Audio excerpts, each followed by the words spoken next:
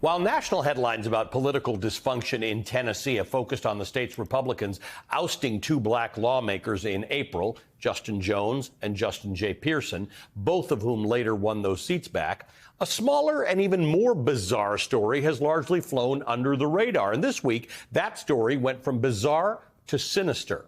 This is all happening in Franklin, Tennessee, the county seat of Williamson County, just south of Nashville. It's home to some of the Nashville area's nicest neighborhoods. This is Gabrielle Hanson. She's an alderman in Franklin, Tennessee, who is running for mayor against the incumbent mayor, and they're both Republicans. The election is later this month, October 24th. Early voting is already happening. Gabrielle Hanson is a MAGA-loving candidate who's found herself in controversy after controversy, largely thanks to one dogged journalist, the veteran investigative reporter Phil Williams. Gabrielle Hanson's supporters haven't taken kindly to that, and late last month, local police were forced to get involved when her supporters tried to block Phil Williams from getting inside to cover a candidate's forum. There was another forum this week, and this time, Phil didn't find her supporters at the door. He found some members of a local white supremacist group called the Tennessee Active Club. Here's a portion of his report from WTVF TV. So someone said you were here making a statement. I don't know what that statement is. No, we're not making a statement. We're here for Gabrielle Hanson's statement. You are? Yeah. Okay. White supremacists protecting a candidate who has made fighting LGBTQ pride events a focus of her campaign for mayor. Some were not too eager for their identities to be known. We're just making sure everything goes well. Okay. And are you concerned about things not going well? It's a possibility, and we're just here to protect Gabrielle. You're here to protect her? Yes. I hear you're all here for Gabrielle? Yes, sir. So what's the purpose? We're just here to show her some support, that's all. The man on the left is Sean Kaufman, who has been described by the Stop Anti-Semitism watchdog group as, quote, a disturbed neo-Nazi and Holocaust denier with a documented history of violence and a massive cache of firearms. Gabrielle's a friend of mine, and she's had some credible threats against her, so I'm just posted up out here. Okay. Show her some support. Then there's Brad Lewis. He's the operator of the Lewis Country Store on the far west side of Nashville, a store known for its extreme right-wing messaging. When the store recently went on the market, Gabrielle Hanson was the real estate agent who got the listing. A recent investigation by the Southern Poverty Law Center revealed how the second floor of the store was being used as a white nationalist fight club. Lewis responded in a post on Telegram calling himself an actual literal Nazi. Hanson and a hired security guy, no connection to the Active Club, were joined by Sean Kaufman, the Nazi-saluting figure who apparently heads the Tennessee Active Club, which made us wonder, why would she be associating with such figures? Ms. Hanson, the people you're with have described themselves as literal Nazis. Is this the type of people you should be associating with? Excuse me, Phil. They have said they're literal Nazis. Is it time that you don't harass? She is here with people who have described themselves as Nazis. Is that appropriate for someone who wants to be the mayor of Franklin? Those were questions her supporters didn't want us asking.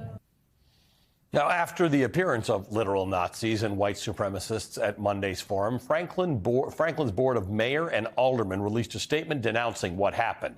They also stated that the board will not, quote, tolerate any form of hatred, intimidation, or violence directed at our residents, media representatives, or anyone else attending or participating in the democratic process, end quote.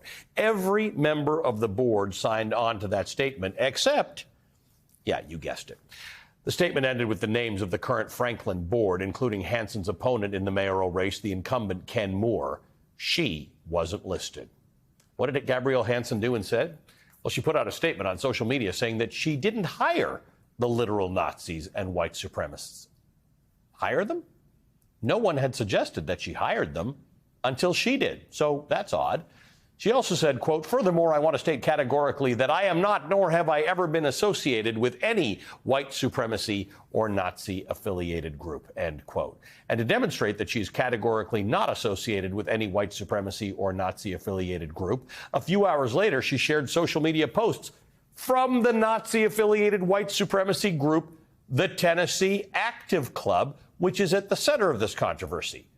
The Post falsely linked her opponent to Antifa and cryptically states, quote, "Remember, there is no political solution," end quote.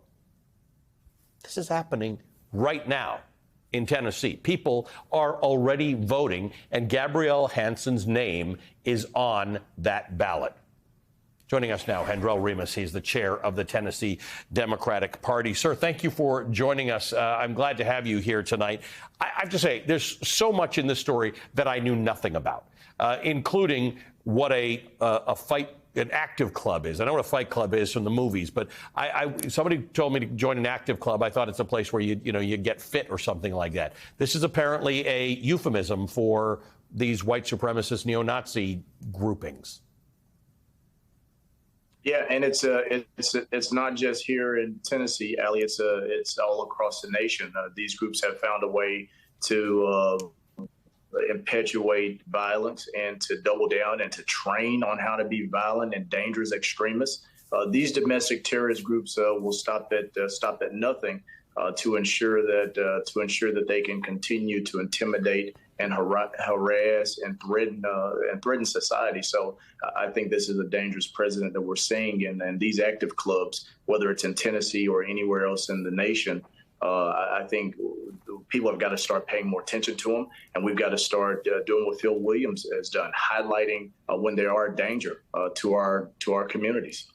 Yeah, and I think we should. Let's start now. Let's read from the Southern Poverty Law Center, an article from June 2023 by Jeff Tischauer, where he's talking about these active clubs. He said active clubs train in mixed martial arts to fight against what they perceive as an anti-white system. The group celebrates violence and hyper-masculinity, arguing that physical strength will position them to stand up to the forces they believe weaken America and European nations, including Islam, Judaism, and racial diversity, end quote. I guess this is relevant because there was a Ku Klux Klan in this country. There were people who actually, on a regular organized basis, used violence to stand up for what they thought was either the dilution or the negative effects on them as white people. I think some Americans would be surprised to believe that this similar type of organization exists today. Yeah, and you got to think right here in Tennessee, Pulaski, Tennessee, where the Ku Klux Klan's called home for a very long time. To see organizations like this Tennessee Active Club rising out of the depths of this desperate MAGA candidate who is still very viable in her race down in Franklin is very disturbing. Let me ask you about, I'm going to read from my colleague Nick Ramsey, who wrote about this, talking about how this is a national problem and how you solve it, because the Active Club had said there's no political solution to this. The implication there, I would suppose, is that there's a violent solution to this. From Nick's article, at the end of last month, Hanson's colleagues on the Franklin board inexplicably failed to censure her for some of her past incendiary remarks. According to the Tennessean, one official said with tears in her eyes, "The voters should speak."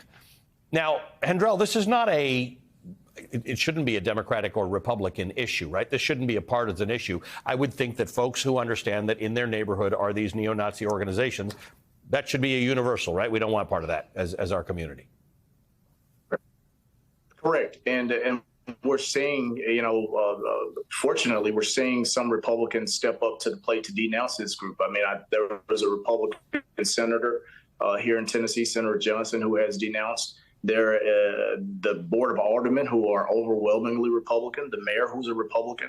These are folks who have stepped up and said that, our community, there's no place in our community for this type of hatred and division. Everyone except for Ms. Hanson has denounced this group. So we have to ask, is she okay with this type of violent extremists, these type of domestic terrorists being a figure within our communities? Because if you heard Phil's his clip, those people said they were there to protect her. Yep. And that just goes back to what they're saying. There's no political solution. They're there to invoke violence if necessary.